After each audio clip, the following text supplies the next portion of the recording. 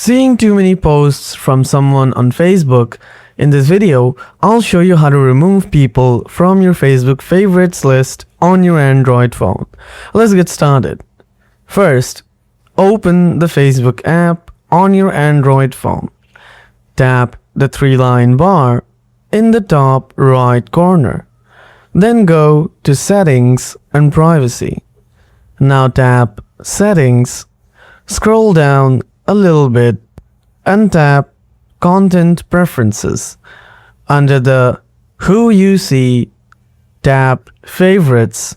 From here, search for the person that you want to remove and tap Added or Remove next to your name. And tap Added or Remove next to their name. That's it. That's how you remove someone from your favorites list on Facebook. If this video helped you, please like and subscribe for more simple tech tips. Thanks for watching.